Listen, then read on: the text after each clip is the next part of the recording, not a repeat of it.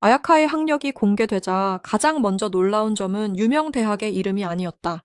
일본 나가사키현에서 태어난 1999년생 아야카가 대학에서 선택한 전공은 심리학이었다. 화려한 응원 무대와 강한 투구로 알려진 인물이 사람의 감정과 행동을 연구하는 학문을 공부했다는 사실이 알려지면서 시청자들은 아야카가 단순히 운동 감각만 뛰어난 선수가 아니라는 점에 주목하기 시작했다. 다만 현재까지 공개된 자료에는 대학의 정확한 이름과 성적 IQ 수치가 확인되지 않았다. 따라서 아야카가 얼마나 똑똑한지를 과장된 숫자로 단정할 수는 없다.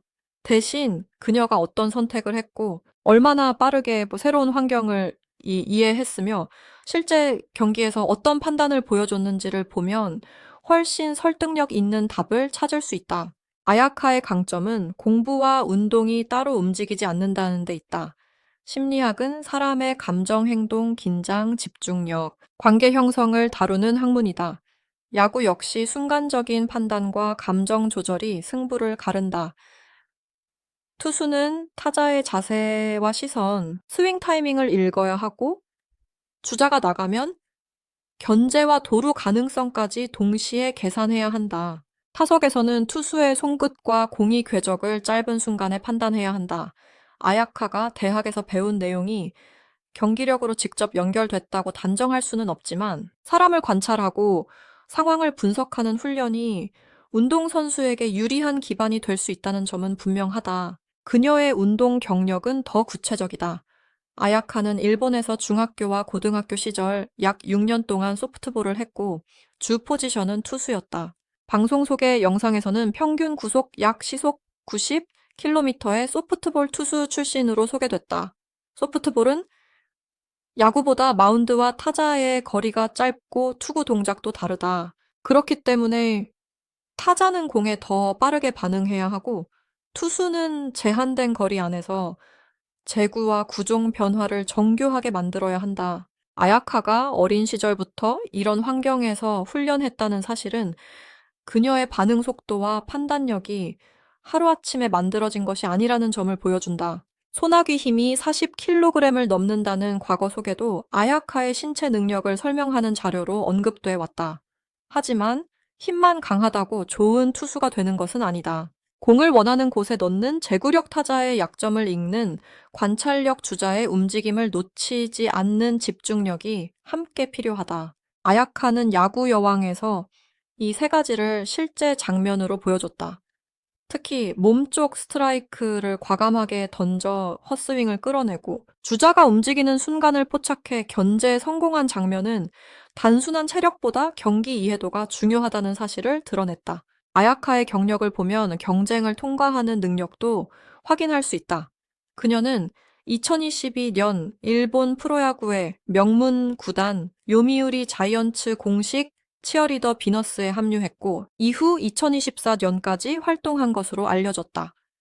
요미우리 자이언츠는 일본 야구에서 가장 높은 인지도를 가진 구단 중 하나다. 그 무대에 서기 위해서는 춤과 표현력뿐 아니라 경기 흐름을 이해하고 수많은 관중 앞에서 실수 없이 움직이며 팀 전체와 정확하게 호흡하는 능력이 필요하다. 소프트볼 투수였던 아야카가 응원단 선발 경쟁까지 통과했다는 것은 한 가지 능력에만 의존하지 않았다는 뜻이다.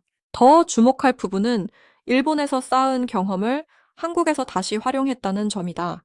새로운 나라에서는 언어와 문화 방송 방식, 훈련, 지시, 동료들과의 소통까지 모두 달라진다. 아무리 운동 능력이 뛰어나도 지시를 빠르게 이해하지 못하면 팀 스포츠에서 자신의 역할을 수행하기 어렵다. 아야카는 한국 프로야구 응원 무대에 적응했고 다시 야구 여왕의 블랙퀸즈에 합류해 선수로 돌아왔다. 응원단에서 선수로 일본에서 한국으로 소프트볼에서 야구로 이동한 과정은 그녀의 적응력이 얼마나 뛰어난지를 보여주는 가장 현실적인 증거다. 야구 여왕 시즌 1에서 아야카는 처음부터 완벽한 선수로 등장하지 않았다. 소프트볼과 야구는 비슷해 보이지만 투구 방식과 공이 크기, 수비, 동작, 경기 운영에서 차이가 있다. 아야카는 과거의 경험만 믿고 서두르기보다 야구식, 투구 동작을 다시 익혀야 했다. 바로 이 지점에서 그녀의 학습 능력이 드러났다. 코치진의 설명을 듣고 동작을 수정하며 익숙한 소프트볼 방식과 새로운 야구 방식을 구분해 받아들였다. 타격과 수비까지 맡으면서도 자신의 역할을 넓혔고, 제작진은 시즌 2 공식 포스터에서 아야카를 올라운더라고 소개했다. 가장 강력한 증거는 2026년 1월 6일 방송된 야구 여왕 7회였다. 당시 블랙퀸즈는 두 차례 정식 경기에서 1승 1패를 기록한 상황이었고, 네 번째 정식 경기에서 강팀 빅사이팅을 상대했다.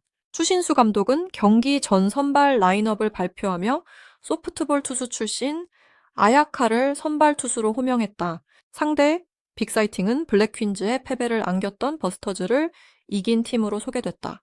즉, 아야카의 첫 선발 등판은 부담이 적은 시험 무대가 아니라 결과가 중요한 승부였다.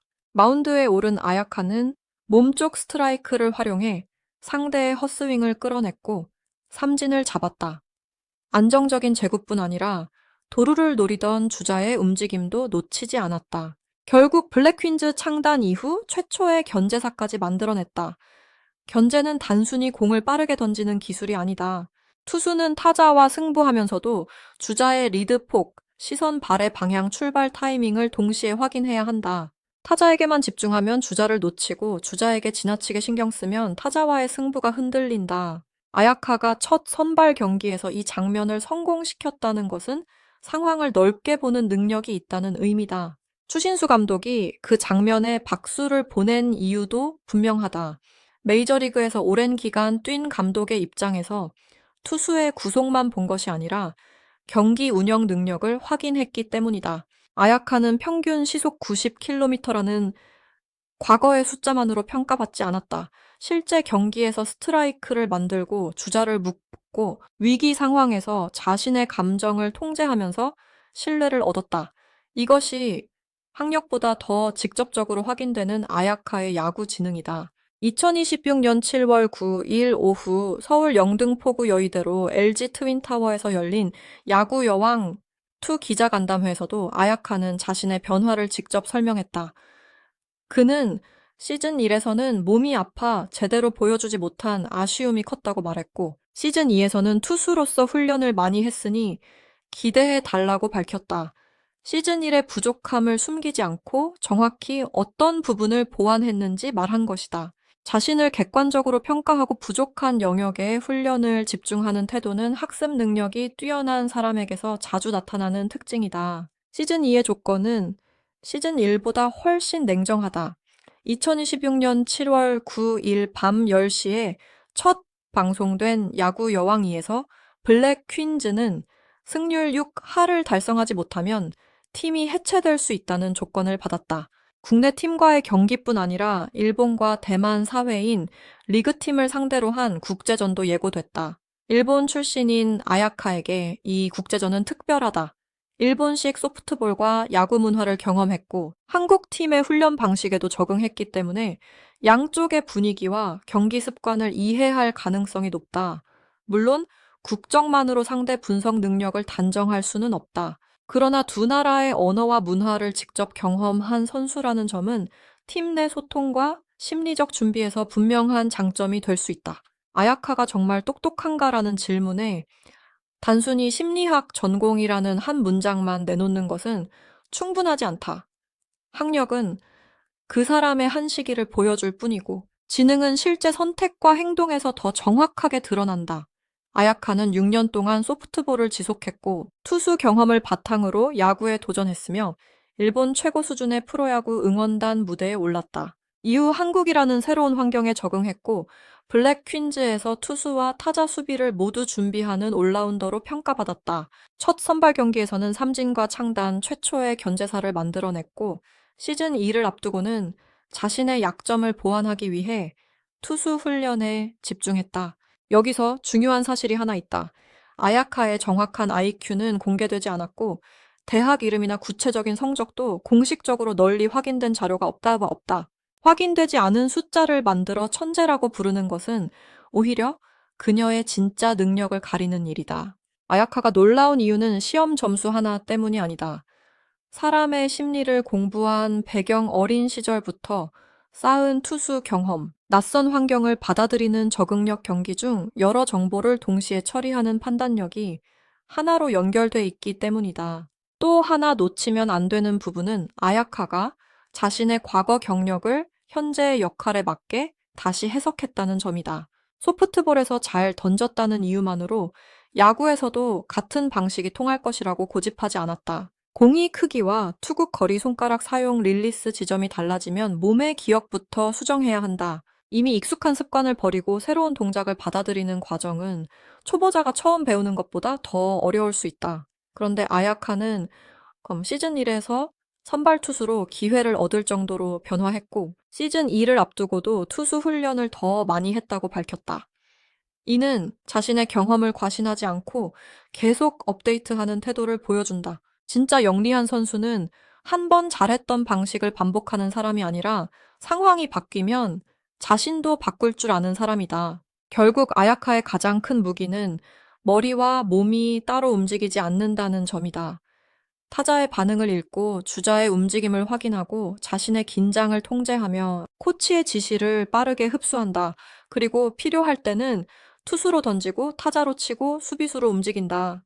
그래서 시즌 2 공식 포스터에서 붙은 올라운더라는 표현은 단순한 홍보 문구로만 보이지 않는다. 이미 시즌 1의 경기 장면과 2026년 1월 6일 첫 선발 등판이 그 가능성을 보여줬기 때문이다. 이제 남은 질문은 학력이 얼마나 높은가가 아니다. 승률 6, 할과 팀 해체가 걸린 야구 여왕 2에서 아야카의 판단력이 실제 승리로 이어질 수 있는가가 더 중요하다. 투수 훈련을 강화한 아야카가 장수영과 함께 마운드를 지킬지, 타격과 수비까지 책임지는 진정한 올라운더가 될지, 그리고 일본과 대만을 상대하는 국제전에서 자신의 경험을 어떻게 활용할지에 따라 블랙퀸즈의 운명이 달라질 수 있다. 심리학을 공부한 전직 소프트볼 투수 요미우리 자이언츠 응원단을 거쳐 한국에서 다시 선수로 돌아온 아야카. 그녀의 진짜 지능은 학력표가 아니라 다음 경기의 선택에서 증명될 것이다.